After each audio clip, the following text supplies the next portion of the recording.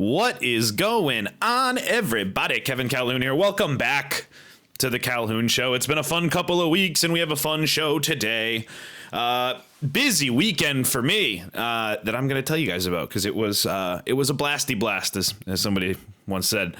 It was a good time. I went to the Met Dodger game on Friday night with my dad, and then on Saturday we had the Bluefish versus MLB Legends game down at the ballpark at Harbor Yard in Bridgeport, Connecticut, which was another blast. And then yesterday, Sunday, I was at a wedding for one of the original listeners, and we go way beyond that. One of my best friends on the planet, Kyle Gregoire, got married yesterday to Sarah, who I've met over the last year. Amazing wedding, amazing day, amazing weekend overall. And then I played golf this morning for the first time since the surgery I had on my arm last year. And I think the second surgery was in September of last year. The first one I think was August. So it's been a year since I played golf, and I played 9 holes this morning. So we have a lot of stuff to talk about, but there's only one proper way to start the show. It's the way we always do. So let's do it now. It's the Calhoun Show. Let's go.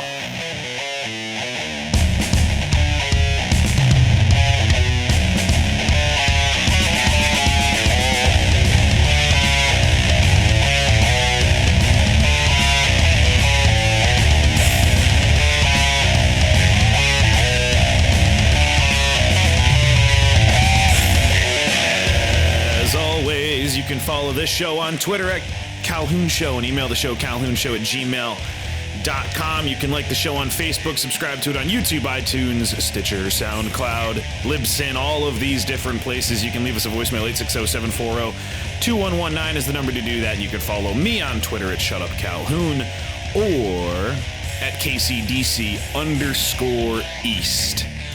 So, you can probably tell my voice is not ideal. My voice is not ideal, and this is podcast number 1 of the day, as KCDC, East versus West, will be recording our second week of season 1 of our new podcast. Myself and Dan Condi will be doing that later tonight.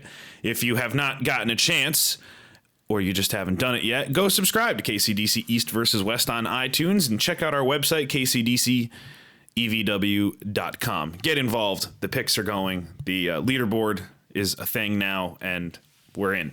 We're going. It's a real thing, and the show is awesome so far, so go check it out. But for here, we have a lot of stuff. So, number 1, let's go through the weekend, because the weekend was a lot of fun, and it started, again, on Friday. My dad was gracious enough to bring me to Citi Field. He's a big Dodger fan. It's the second year in a row that we've gone for a Dodger-Met game, and pitching matchup looked good. Looked really good, actually, going into the game. It was DeGrom going for the Mets, and I know the Mets have been shitty this year, but DeGrom has been far and away their best player, so it was exciting to see him. And then Yu Darvish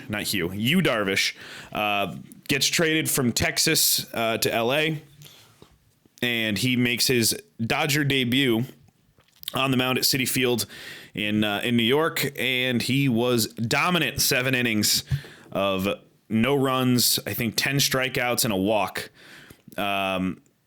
DeGrom was good in like the 3rd, the 4th, and the 5th.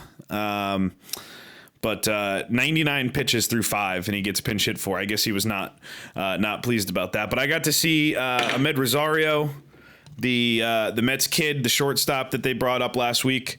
He got his first career steal in that game, which was cool. We also got to see Jacob deGrom's first career steal. Fun fact for you. He stole second base in that game, and it was cool. But no, my dad and I had a really nice night. It was fun. The Mets stink.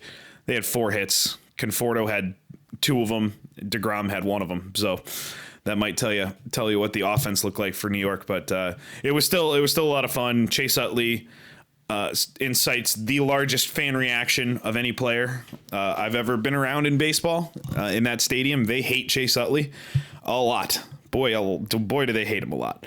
And I get it. Kind of a kind of a hateable vibe. My dad compared him. Oh my God, he was so on. Compared him to Roger Dorn from Major League, the shithead, the third baseman whose wife is cheating on him with Vince Vaughn. Charlie Sheen. Why did I say Vince Vaughn? That's weird. It's not even a mix-up. It's not even a good mix-up. Anyway, he compared him to Roger Dorn. Chase Utley's got a little bit of that look to him and that vibe. So that was a lot of fun. And then Saturday, we had the Legends game down in Bridgeport with El Duque played Orlando Hernandez. We had Bill Spaceman Lee. Doc Gooden was there in the dugout. He didn't play, but he came out. Ruben Sierra played. We got to see, I forget the shortstop's name. His last name is Guzman. He still looked great. Still in baseball shape too. We got to see a bunch of guys play, and it was funny. So, El Duque looked great. He threw a couple innings. They were lobbing the ball for the most part, but it was awesome to get to see him pitch. And then the Bluefish side of things was a bunch of players that have played there before. And they had one guy, I don't know his name. They had one guy that played there somewhat recently. Obviously, this is my first year, so I don't know any of the old names aside from people that I've met this year. So they have this guy come in, and he starts pitching, I think, in the fifth. I think he threw the fifth and the sixth for the Bluefish. And up until that point, and I mean, Bill Lee is throwing legitimate like rainbow arcs over the plate, like softball, like slow pitch softball pitches. El Duque was throwing probably like 60, just kind of laying him out there, batting practice style. And this dude comes out on the mound and he starts throwing like low mid 80s. He starts like pitching. And on the MLB side of things, we had a couple players on the team that were sponsors that had donated to get a spot with the team. So this dude like is throwing heaters past these guys, and I can hear the fans and a couple of them are like, "Come on, dude! Like, what are you doing? We're not here to see you throw 85 miles an hour. We're here to watch El Duque try to hit." And by the way, El Duque lined one to the second baseman off of that dude, and he ran to first and then refused to leave, and he ended up coming around to score. So that was pretty funny. But anyway. So this dude's just throwing. And Tim Tuffle from the Mets, Tuffle? I don't know. I'm not that old. He was first base coach or third base coach for the Mets in the World Series a couple years ago. But he comes up to the plate, and this dude's throwing, again, like 80, 85. And Tim turns it around, puts it in center field, not deep, but at least he got solid contact. So El Duque gets solid contact, then he gets solid contact. And I'm talking to one of our promo staffers. We're standing in the gate right next to the Legends dugout because I'm going on the field after the third out of the inning to go do something with the crowd. So standing in the gate, and this dude's throwing, and this is during Tuffle's at bat. And I told the guy standing next to me, I said, it's annoying, I'm sure, for people that this dude is throwing like this, but Ruben Sierra's on deck, and he could hit the ball a million miles if this dude keeps throwing like this. And I'm not kidding. Less than like 90 seconds later, Ruben Sierra parked one over the left field wall. It was sweet. It was actually really awesome to see Ruben Sierra jack one at the place I work every day. So that was pretty cool. El Duque again was really funny, staying at first base. Bill Lee tried to cause a rundown because he wanted somebody to try to steal home. I forget who it was that was on third, but he wanted him to steal home, and I think it was El Duque actually, because he kept stealing. But no, it was a blast, and they had it seemed like everybody had a good time. It seemed like the crowd really enjoyed it. The Bluefish team ended up winning 10-3. But that wasn't all that relevant. The MLB Legends, they were not quite in baseball shape for the most part, and neither was the other team. But fielding was the issue. The 10 did not come from a lot of line drives, not a lot of gappers happening for the Bluefish team, but some fielding mistakes over on the other side. But the day itself was great, and then that led into yesterday. which was, again, Kyle and Sarah's wedding, which was awesome. It was at St. Clement's Castle in Portland, for those of you in the Connecticut area that know. Beautiful venue down by the water. Sarah looked amazing. Kyle rocked the pink shirt and the vest and the bow tie like an absolute boss. And the ceremony was great. The reception was awesome. And then we all went out to a bar after and enjoyed some more drinks and some fun. So it was honestly a great weekend. And then this morning, I'd been talking to, so I mentioned a couple weeks ago that one of our other Kyles from the show, Kyle McGowan, got married. And at that wedding, I was talking to a friend of mine named Evan, and Evan and I used to play golf together way back in the day, but he lives in Kansas City now. So it was great to see him a couple weeks ago. And we were talking about this weekend and how it would be cool. Everybody's going to see everybody more, twice in a month, which never happens. And he and I get to talking about golf, and he's like, I haven't played in like a year and a half. And I was like, well, I haven't played in a year since the surgery. And I mean, my clubs have been too short for me since I hit whatever 6'2" I am now, 7 years ago. So I haven't really been in a hurry to play much golf this year. And I haven't. So Evan and I were talking, and we basically came to the realization, we were like, you know what we should do? The day after Kyle's wedding, we'll go out 9 o'clock in the morning. We'll play 9 holes. It'll be the golf that we play this year. And I got to tell you, Evan was on fire.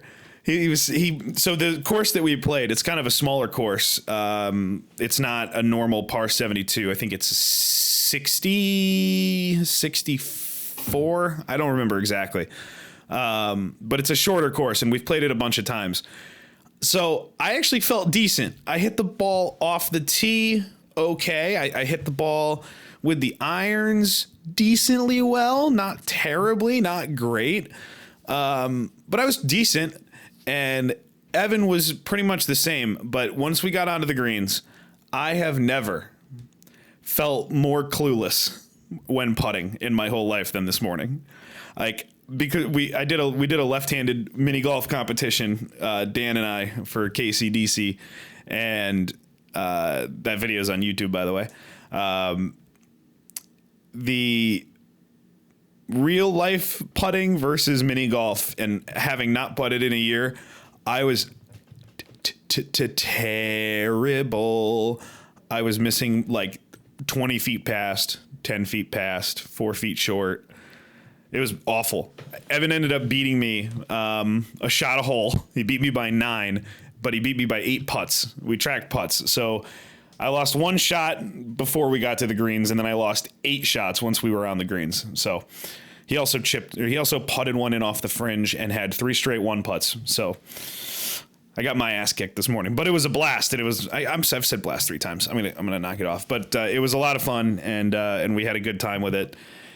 So yeah, that's where we're at, and now it's something like noon here on the East Coast right now on a Monday, and after this podcast, probably gonna make some lunch, start doing more prep work for KCDC, and then we'll record that this afternoon / this evening, edit it tonight, and then that one will go up tomorrow, because this one's going to go up when I finish it here today. So yeah, be on the lookout for the KCDC episode coming out. Excuse me, my voice is gone after this weekend, which is good that I have 2 podcasts today. So yeah, keep an eye out for that. That'll be out tomorrow, and Dan and I will be working on that tonight. But believe it or not, there are actually sports to talk about. Yes, I know. It has been a long summer. It has been a hold the fort type summer, but we have actual stuff to talk about. So let's do some of that, shall we? Jay Cutler. Who would have thought that sitting here on Monday, August the 7th, that Jay Cutler would be the lead story, the number one thing happening in the sports world? Jay Cutler is signing a 1-year, $10 million deal to quarterback the Miami Dolphins instead of Ryan Tannehill, as Tannehill is out with the injury. So it is Cutler time. Now, If you've known me for enough time, you know I am a Cutler guy. I don't know why. I don't know how to explain it. I don't know what you want me to tell you. I like the guy. He's a gunslinger. He throws the ball with reckless abandon. He's not ever been the quarterback of the team I root for, which probably has something to do with the fact that I like him. Because I don't care if his team loses. I think he's fun. I think he's entertaining. And I think him in Tom Brady's division is funny and cool. And they probably won't be close games, but I enjoy this. It salvages a team, and it actually excites me more. I'd rather watch Cutler than Tannehill. I really would. If I were building a franchise, I'd rather have Tannehill, I guess. I don't want either. Neither of them are a number one guy. Neither of them are the focal point of a Super Bowl offense. But I'd rather have Cutler. In a one-year scenario like this with a team that looks good. On paper, this looks like a really good team. And we saw them make the playoffs last year. We know they have a running game. They have a bunch of talent at the wide receiver position, starting with Jarvis Landry, who is very sneakily just a step behind Odell Beckham, stat-wise, through the first few years of their career. This is a fun team, and Cutler adds another layer of interest. Now, I say all of these things as a non-Dolphin fan. I don't know what Dolphin fans think of this. I mean, if I were a Dolphin fan today, I would be probably happy just because they're doing something to try to make this season work. Would I rather have Cutler or Kaepernick has been the real big discussion that I've seen over the last 2 or 3 days on Twitter, which is basically how I've gotten everything. So even on, I know I told you guys, Friday was New York. We also filmed the video, our left-handed bowling video for KCDC last week. So Saturday morning, I woke up and uploaded all of that and edited and finished that video before literally uploading that to our hard drive and leaving it for Dan to put on YouTube later. Literally, that was uploading as I was walking out the door, running to work to do the Legends game. And then I woke up yesterday and had to, get ready for the wedding. And the wedding was all day into the late evening, into the nighttime. And then I woke up this morning to play golf. I have not sat down to watch TV until I sat down to eat breakfast this morning at about 11 o'clock when I got back from playing 9 holes. And I watched First Take for about 20 minutes. And it was all Kaepernick Cutler stuff. I switched over to SportsCenter. I don't know which one it was. I don't know if it's ESPN or ESPN News or whatever it is during the day. That's the nice thing about cable now. You can just type in SportsCenter. You can find it. And yeah, it's Cutler, and then Kaepernick's the other side of the coin. Which one gives you a better chance of winning? Herm Edwards was talking on First Take about the fact that their records are very similar. Cutler, I think, is somewhere, I don't remember the exact number, he's somewhere around 68 and 73, somewhere in that range. And Kaepernick, I think, is 28 and 30. So your record seems to balance, right? Because Kaepernick's had highs, and his highs have been higher than Cutler. His lows have probably been just as low, though, if not lower, with the fact that, neither of them could get a job a couple months ago, but Kaepernick has had his character demeaned even more than Cutler has, and Cutler has been beat up by a lot of people a lot of times over a lot of years. So as far as football goes, I think Cutler's the right choice here. He's more similar to Tannehill. He's probably Ryan Tannehill plus on his good days. Kaepernick would be a different offense. I think Kaepernick's best fit is Seattle in the backup job to Russell Wilson. Because if something were to happen to Russell Wilson and Kaepernick were to go in and play, he would do well. He would be ready to play. That coaching staff, that organization, they're a good team and they know what they're doing. He would shine, and he might earn himself a job just off a tryout in that kind of a situation in Seattle. And I don't know what Seattle's backup job looks like. I know that this has been rumored over the last couple months. Pete Carroll didn't do much to make those rumors go away in any of the comments that I've seen him make when asked about Kaepernick. Miami didn't make any sense. Kaepernick's had a bunch of really questionable Fidel Castro takes as well, that probably would lend him to being a less than popular person in Miami with the Cuban dislike for leadership down across the water there. So probably not a great place for Kaepernick to go. And that was probably by the way, you guys know I like Kaepernick as a guy. I don't mind what he's doing. I think it's important that we talk about issues.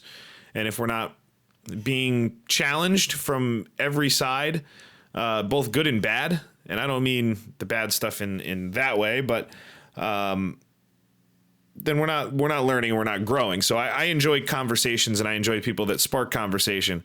The dumbest thing he's done is the Castro thing. So I would understand Miami not liking it. That was the one thing that I could not get on. I couldn't rally around that. I couldn't think, okay, there's something justifiable here. No, there's not. There's nothing justifiable to that one. That was an asshole move, and I could understand why Miami wouldn't want him there. So I think Cutler's the right pick for the Dolphins, and I think the Dolphins are a perfect fit for Cutler.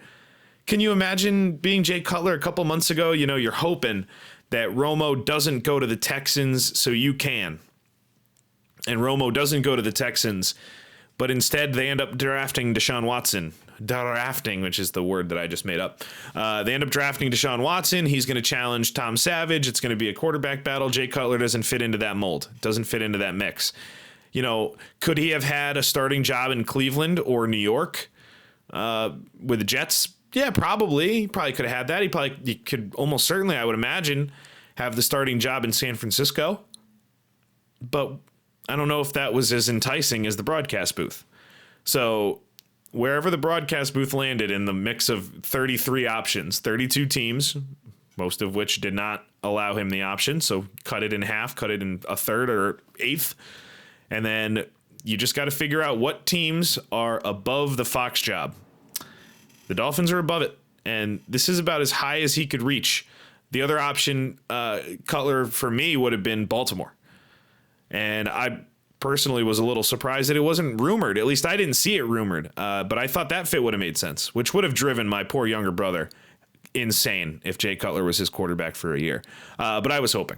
But I'm excited about this Cutler thing in Miami. I think it's got legs. I think that he could do well. I think this is a wild card team potentially in the AFC. I haven't sat down to map out where I think everybody's going to finish yet, but I do like this team, and I'll be honest, I'm more excited about a Cutler-led Dolphin team than a Tannehill-led Dolphin team. Maybe I'm an ass, but I don't know. I like it better. The other NFL thing that I wanted to get to right away. We need to talk for a second, folks. And this has been a big story over the last few days. Let's talk about the New England Patriots. Now, we all know the New England Patriots. They have had quite a level of success, I would say, over the last few years. I would also say that they've had maybe the best run of all time by an NFL team, if I could even be so bold as to go that far. That said, the New England Patriots have released their season tickets.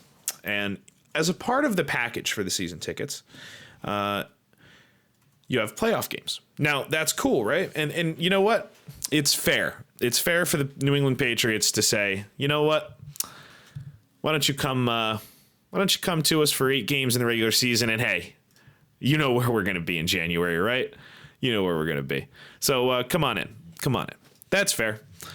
Now, what the Patriots did, however, was a little more bold. So they, instead of just releasing their season tickets with preseason and regular season, they add in the playoff option, right? But only certain playoff games are going to be available from the New England Patriots for your season tickets. Those games include the second round divisional game and the AFC Championship game, which they plan on hosting. And can you fucking blame them? But No wild card game. So if you're not following along here, the New England Patriots are telling you and their fans and everyone else, the other 31 NFL teams as well, mind you, that yes, when we sell our fans tickets, we will not include the wild card game because we will have a bye, but we will include the AFC Championship game because we will be hosting that. And this is so unbelievably cocky and confident and hilariously probably accurate that I respect it. I respect it. And I think they've been to 7 straight AFC Championship games, something silly like that. I mean, if there's going to be a team in our lifetime that can just pull off this nonsense, it's going to be the Patriots. That's amazing. No wild card game. That's beneath the Patriots, like they're going to play in the first weekend of the playoffs. Go to hell. No way. It's awesome. That's awesome. Good on you, Patriots. All right, we got a few more things to do here. Let's keep it going. It's Calhoun Show. The Calhoun Show. So I've got a bit of an issue. I have a couple more football things I actually want to talk about, but I have a bit of an issue with the way baseball operates in terms of trades. So I'm looking at Top News this morning, and I see that the Astros are pursuing a Verlander trade. Now, correct me if I'm wrong, but the trade deadline was last week, right? So I start looking into this and reading articles and just, it seems like common knowledge to a bunch of people that are writing articles. So, okay, that's on me. But I'm reading this and it's saying that, he's guaranteed $64 million more. So he had to clear waivers, which apparently he did. So now he's tradable in the non-waiver trade deadline. However, he has a no-move clause, so he'd have to approve whatever trade. And in order to be eligible to be on a playoff roster for another team, he would have to be traded by August 31st. Hey, baseball. Reel it in. All right. Figure it out. Let's not do this anymore. This is silly. That's a bunch of shit that I didn't need to learn. So let's not do that anymore. Football-wise, 2 starting quarterback situations in the NFL have drawn my attention. Number 1, the Denver Broncos, because they have 2. They have 2 starting quarterbacks. They have Paxton Lynch and Trevor Siemian listed as co-starters on the depth chart. I'm using this time just as a reminder to all of you that this time of year is almost useless in terms of depth chart, who's starting, who's doing what.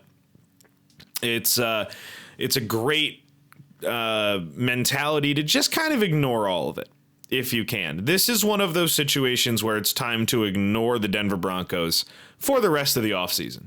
I'm done with them until September now. Denver and I, we're good. We're good. Co-starting quarterbacks. Let's move on from this. I thought Siemian looked okay last year. Lynch probably needs more time. Who knows? Who cares? Who cares? The analysis that I just did is the best analysis you're going to hear. And it's the only analysis you're going to hear because it's what everyone else is saying. I didn't make it up myself. It's just what everybody's saying. Siemian looked okay. Paxton Lynch might need more time. And that's it. Dead silence. So, moving on. Go away, Denver. Cleveland, however, let's sit and talk for a second here. Brock Osweiler will start preseason game number 1 for the Cleveland Browns. I am literally rolling my eyes as I say these things. The Browns are in a very familiar situation. I was going to say unique, but it's familiar to them, where they don't have a quarterback. There's no clear guy. What they do have is upside. They have it in terms of draft pick next year, in all likelihood. They're not going to win 12 games this year, so they're probably, let's be honest, way more likely to lose more than that as opposed to winning that many. But what they do have is upside, and you need to know what Cody Kessler is. And what Cody Kessler seems to be so far is a middle of the road, probably going to be a good backup in the NFL for a long time, but doesn't do anything spectacular. You also have Deshaun Kaiser. the kid from Notre Dame. And this is the guy that's been getting all the buzz. Mary Kay Cabot says he's won every day of training camp so far. It all comes down to, is this Cleveland convincing itself that DeShone Kizer might be good, or might he be good? And if he's good, then he should play. Now, Brock Osweiler starting preseason game 1 does not mean that DeShone Kizer's not going to play this year. Obviously, it doesn't mean that at all. Brock Osweiler might not make this team. But Brock Osweiler starting preseason game 1, to me, implies that he has a chance at having the starting job. And that, to me, is a mistake. I don't think he should be on this roster. And if he's on the roster, he should probably be the second or third guy, but he certainly shouldn't be number 1. And the only reason I could argue for him as number 2 is if Kizer's not ready yet. But Kessler should be your starter. He should. He showed an ability to play well. At least better than what the Browns have been used to recently. So I would give him a further shot. We know what Brock Osweiler is, and what Brock Osweiler is not good. He hasn't been good. He hasn't been good at all. He had a couple good games in Denver and imploded over and over and over and over again in Houston. So I'd be tapping out on that if I were the Browns. I wouldn't want to sign on with the Brock Express. That doesn't seem like a healthy place. That doesn't seem like a good place to hang out. Outside of that, things I'm looking at is John Jones said yesterday that he's still waiting to hear from the UFC on what his next fight will be. The UFC right now is great again, making the UFC great again. I love where it is. I'm stoked for Conor and Floyd in a few weeks. I loved the entire UFC 214 card. I thought it was a great pay-per-view, and I've enjoyed what has been a very busy summer personally for me. The fact that the sports world has been kind of quiet, but we are just ramping up through August now. I mean, we have football. We had the Hall of Fame game the other day. Preseason is here. It's upon us. NFL regular season football is close, and Conor and Floyd is here in a couple of weeks. It's a good time. It's a good time to be. What a time to be alive in the sporting world in 2017 as we finally are approaching the end of the dog days of summer. Thank God. Back to football. All right, guys. I am going to go make myself some lunch, do some, maybe a nap. I might need a nap. I've yawned a bunch during this podcast. I keep pausing to yawn because it was a hell of a weekend, guys. It really was. I had a blast, but I am tuckered out. So I'm gonna go nap and eat lunch and do some KCDC stuff. So go hit us up on Facebook. Leave us questions for this show. Leave us voicemails at 860-740-2119. Tweet it at Calhoun Show if you want to. And then other stuff for me is go check out at KCDCEVW, my Twitter handle for that show, and where I'm doing all my stuff with Condi is at KCDC_East. The YouTube channel is hopping. We've had 4 new videos go out in the last 2 weeks for KCDC, and we'll be doing another one next week for sure. The bowling video went out yesterday.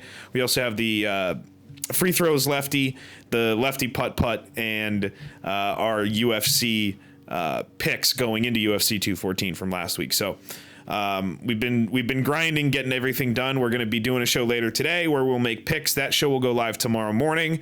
And if you want to, and you feel that you like that show enough, you can make picks along with us by donating $5 a month to the patreon.com/KCDCEVW. Make your picks tomorrow or Wednesday to get them locked in for the next week. Get on the leaderboard, get a free yearly pick pass, I guess, to the show if you win this month. But the podcast is free, so just go check it out, and if you like it, hang with it. So, all right, guys, I'll be around. Obviously, this podcast is out on a Monday. I was talking to Stephanie, my corporate overlords for this podcast, who has been my helper / guide, keeping me sane doing this for the last 2 years. With all the KCDC stuff, that's taking up a lot of my time. And I'm happy that it's taking up a lot of my time because it is something that seems to have legs and something that we can turn into something awesome. However, this podcast isn't going anywhere. I'm not stopping doing it. I'm not taking it off of iTunes. I'm not giving up on it. This podcast started for me as a mode of relaxation and clearing my head because I was working at a lumberyard and I did not have a microphone anywhere near me and I was going crazy. So I said, I'll do a podcast and I'll be able to talk some sports. And that's what I've been doing on this for the last 2 years. And that's what I'm going to continue to do. It's just the schedule is going to change. I'm not going to give you a show every week for sure. There's going to be weeks that I don't. During the football season, I can't imagine that we'll miss any. I'm sure the schedule will stay somewhat normal over the next few months. But yeah, during the summer, I mean, you guys have noticed there's been less podcasts this summer than usual. But that's KCDC related. There's a lot of my time and effort going into that, and it's going to continue to because I'm really excited about where that's going. But this isn't going anywhere. I've had conversations with a few of my friends about coming on this show that haven't been on it before, and I'm really excited about a couple of them. They're going to be awesome with a microphone in front of them, and I've got one of my buddies lined up. I don't know if we're going to do a football preview or a basketball preview, but it's going to be a pretty awesome hour of podcasting. I can promise you that we're going to have some fun here in the next few weeks. So, yeah, don't worry. This show's not going anywhere. We're just super excited about KCDC, and we're going to keep working on that too. But I love you guys. This has honestly been therapy for me for the last 2 years, and I promise it's not going anywhere. I enjoy it too much, and I like just sitting here and talking to myself for a half hour, 45 minutes every once in a while. So, all right, guys, continued love. We'll talk to you guys next week. Thank you for listening to The Calhoun Show. Join the conversation by following the show on Twitter @Calhoun Show and emailing the show at calhounshow@gmail.com. You can also find us on Facebook, and don't forget to subscribe and download for free on iTunes. Want to hear yourself on the show? Leave us a voicemail by calling 860-740-2119.